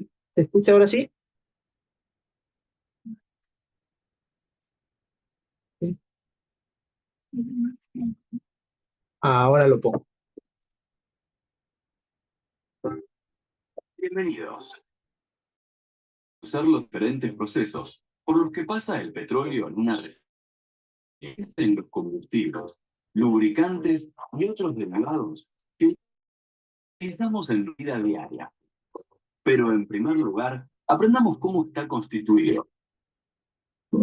El petróleo es un hidrocarburo, formado principalmente por dos elementos químicos naturales, el hidrógeno y el carbono. Estos compuestos, sumados a otros en menor cantidad, se encuentran mezclados dentro del petróleo crudo que llega desde los yacimientos. Para utilizarlos, previamente es necesario separarlos. El crudo se calienta en el horno hasta alcanzar la temperatura de destilación.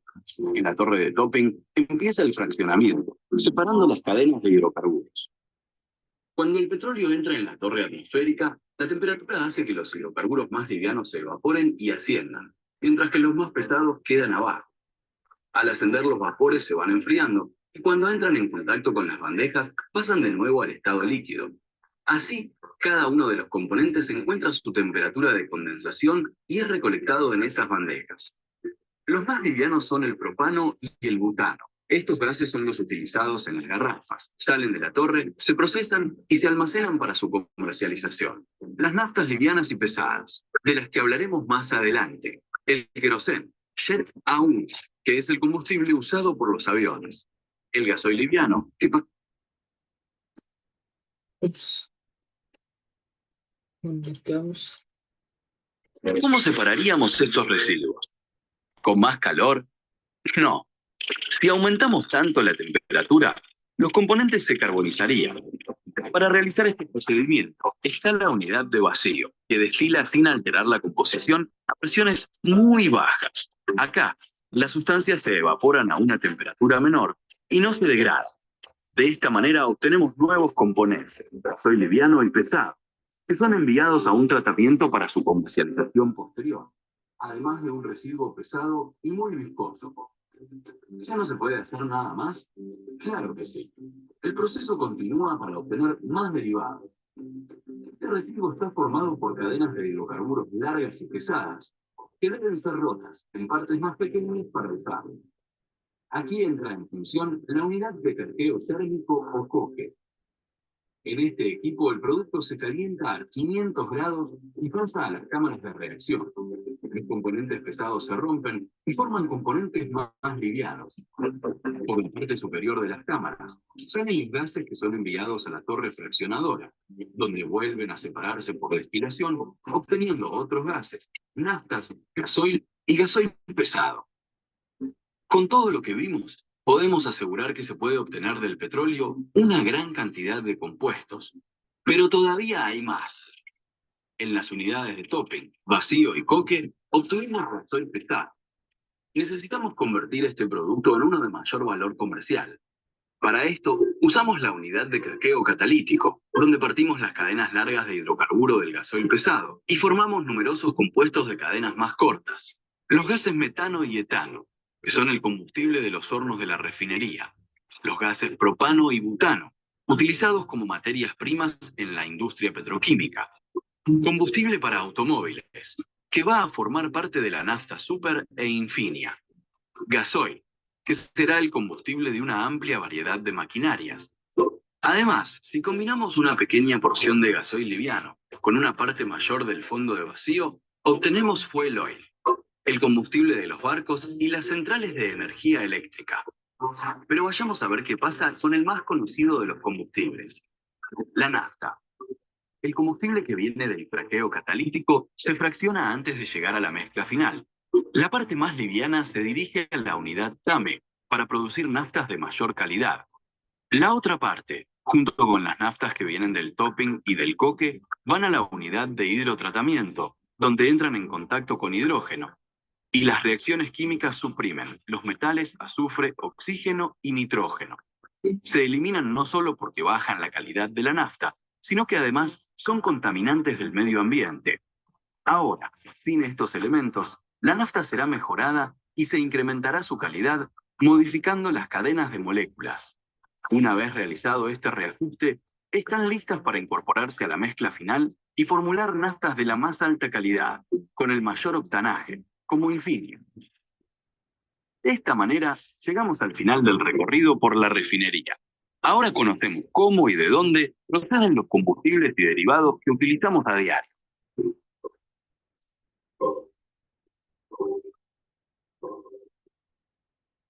Es todo un mundo la refinación del petróleo, ¿no, chicos? Entonces, la idea de la refinación es obtener compuestos que se pueden comercializar, ¿no? Por eso ahí están los procesos tanto también térmico y cracking térmico, que justamente lo vamos a comentar por aquí. Muy bien, entonces todo lo que ha dicho el video te lo estoy, te lo he escrito por aquí. A ver, ups.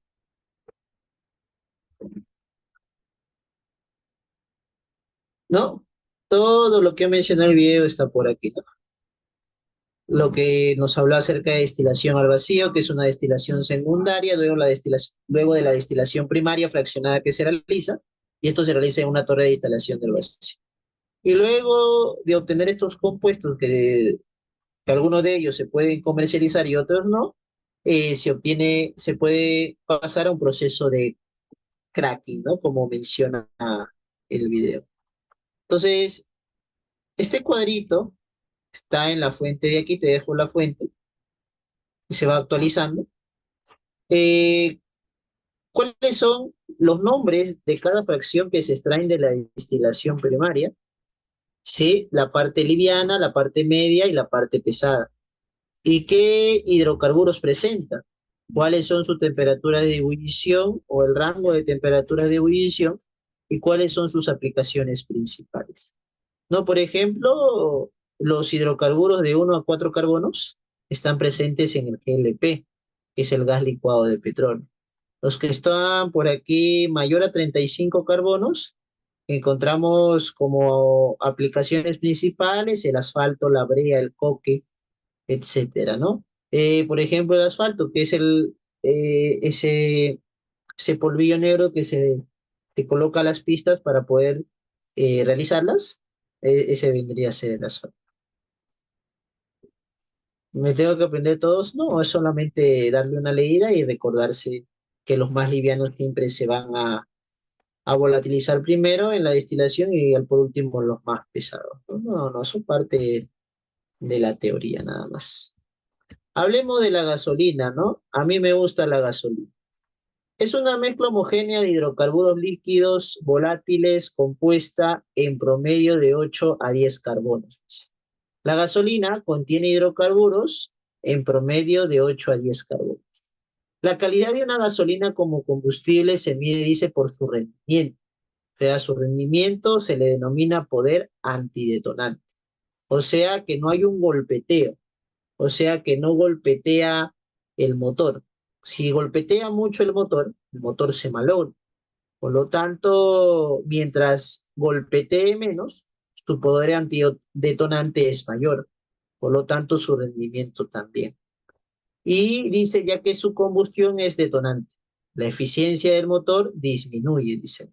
Por ello se necesita que la combustión de la gasolina sea gradual y no explosiva, o sea antidetonante. La calidad de la gasolina como combustible se mide en octanaje o índices de octanos que mide, dice, el poder antidetonante. ¿De acuerdo? Muy bien. Este índice de octanaje o índice de octanos, que vamos a colocarle las siglas IO, es una medida de la calidad de las gasolinas como combustible. Para ello se compara el rendimiento de la gasolina en un motor de prueba con el rendimiento logrado por una mezcla patrón formado por N-heptano e isoctano, cuyos octanajes se muestran en la siguiente tabla. Te comento la tabla, chicos. El N-heptano, que es un hidrocarburo lineal de 7 carbonos, N lineal, si es este de aquí, su fórmula semidesarrollada, su índice de octanaje se le asigna el valor de 0. Y al isooctano, que su nombre YUPAC es el 2,2,4 trimetilpentano, que es este de aquí, el isooctano, se le asigna un octanaje de 100. Entonces, la gasolina principalmente va a ser una mezcla entre isooctano y N-heptano.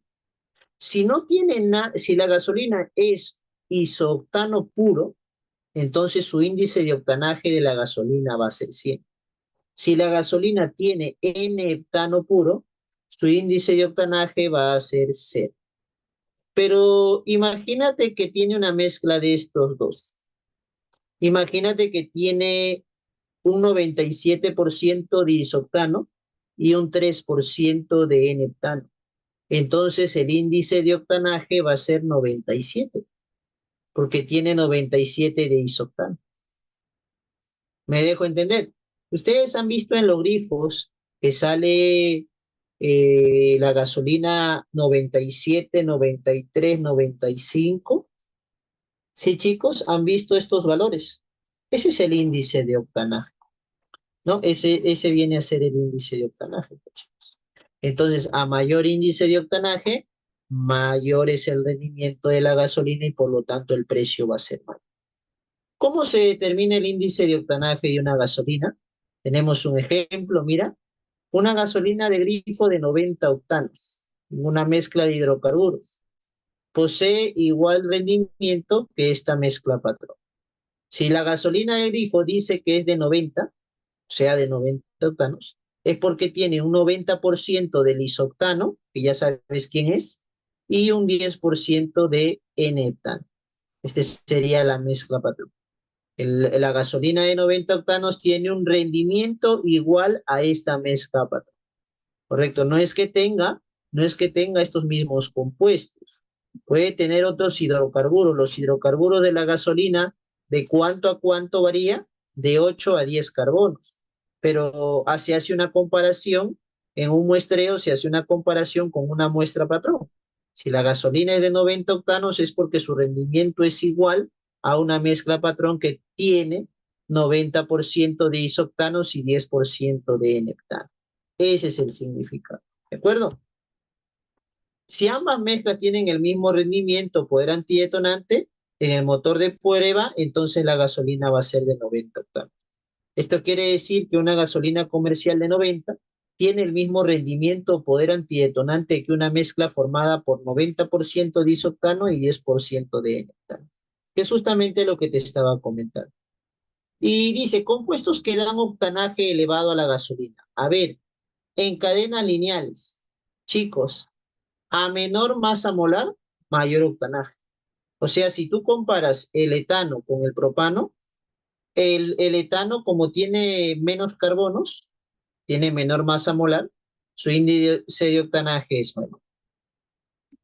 Cuando hablamos de cadenas ramificadas, el que tiene más ramas presenta mayor octanaje. O sea, si tú comparas dos hidrocarburos con la misma cantidad de carbonos, el de 4 y el de 4, pero el de aquí es ramificado y el de aquí es lineal, el ramificado presenta mayor octanaje, porque a mayor cantidad de ramas, mayor índice de octanaje.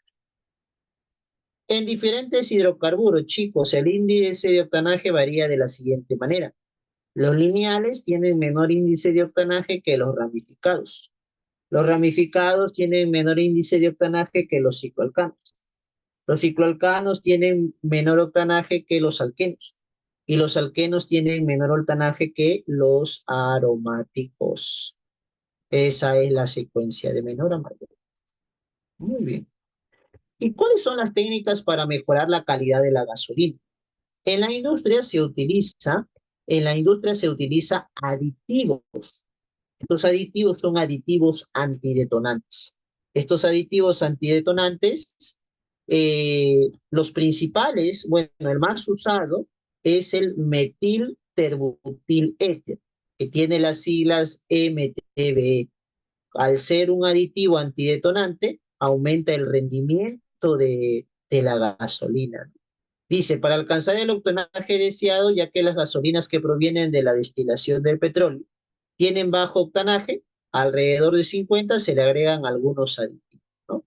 El tetraetilo de plomo, el MTBE y el MMT, que es el metilciclopentadienil manganeso tricarbonato.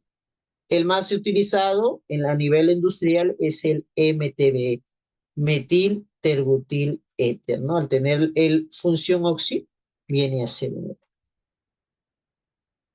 Esta notita la vas a leer tú con respecto a la industria del gas natural vehicular. Y por aquí te voy a comentar acerca del cracking del petróleo, que ya te había comentado algo.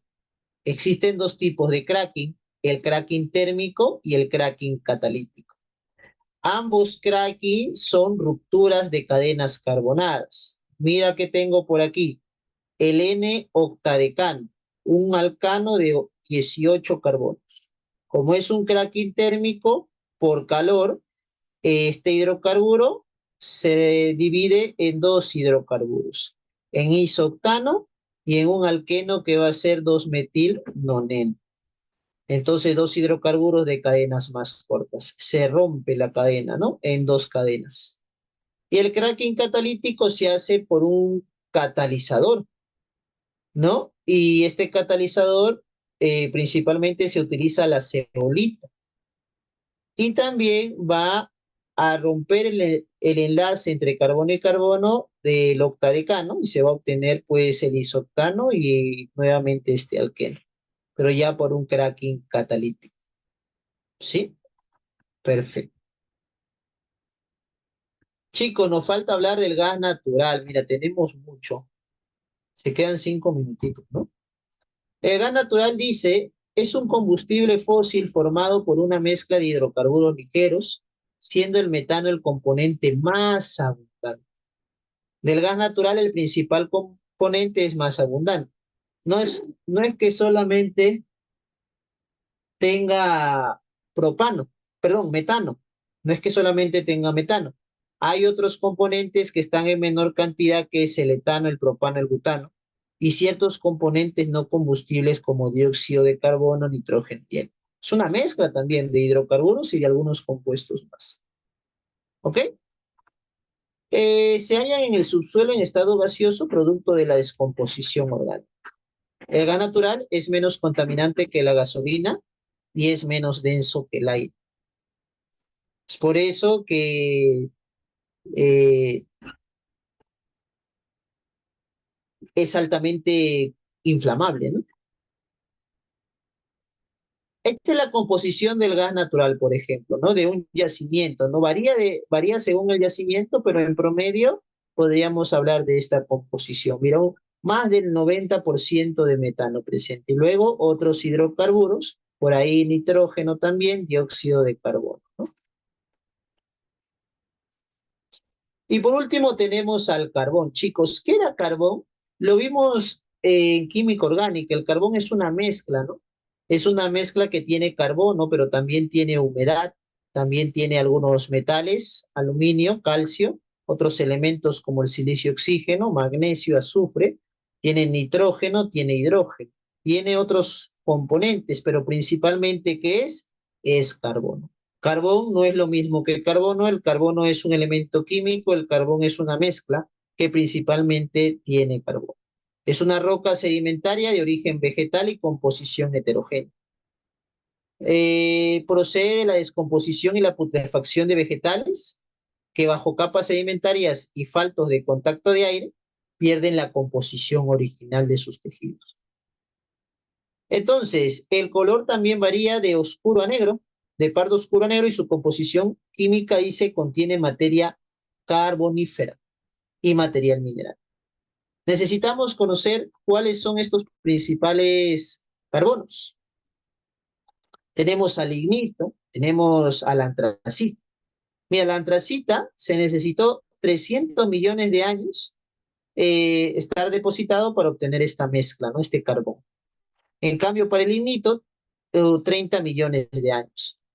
Y por aquí tenemos un cuadro, ¿no? ¿Cuáles son estos tipos de carbón? Dice, mientras más alto es el rango del carbón, mayor será su edad, más elevado va a ser su contenido de carbón y su poder calorífico, y más bajo su contenido de hidrógeno y su contenido de agua también. Entonces, un buen carbón se caracteriza por ser más antiguo, se caracteriza por, si es más antiguo, es porque tiene más elevado el contenido de carbón, mayor porcentaje de carbón, y por lo tanto, como tiene mayor porcentaje de carbón, presenta un mayor poder calorífico y un bajo contenido de hidrógeno y de agua, humedad. En este caso, el que presenta un mayor poder calorífico es la antracita, y eso es debido a que tiene un mayor porcentaje de carbón y porque es el más antiguo. Por ahí tenemos el lignito, la turba, tenemos la hulla, le sigue antracita, hulla, lignito, turba, pero algunos también como la madera y la celulosa pura. Principalmente estos cuatro, chicos, estos cuatro que suelen venir, ¿no? Muy bien. Ah, y luego sería metalurgia que ya lo hemos visto. Bien, chicos, ahí nos vamos a quedar, pues. Los ejercicios son teóricos, están presentes ahí todo lo que tiene que ver con respecto a la teoría. ¿Les voy a pasar el material o quieren las claves? Una de dos. No, mentira, los dos, ¿no? A ver, ahora les paso las claves. A ver,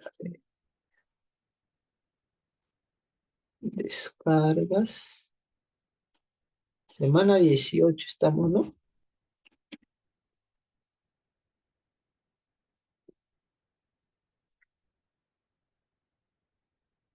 Estoy dictando clave, chicos, ¿ya?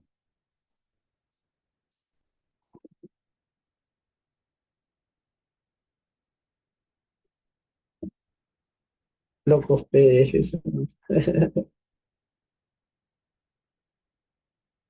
Dicto de la 1 a la 15, no sé cuál hemos realizado, para no abrir nuevamente la pizarrita, ¿vale?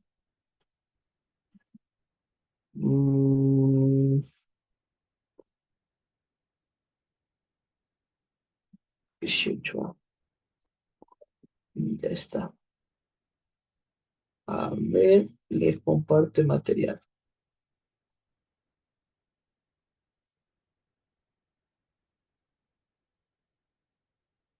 Ahí está. 1C, 2E, 3D, 4 enano, 5 barquito, 6 avión, 7 dado. La 8, pues no está marcada aquí, pero la 8 sale avión, si no me equivoco, sí, avión sale. La 9 dado. La 10 casita. La 11 casita. La 12 enano. La 13 dado.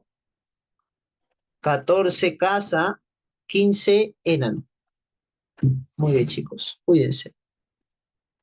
La próxima clase, la última. Así que a estar todos presentes para ver el tema de contaminación ambiental. Nos vemos.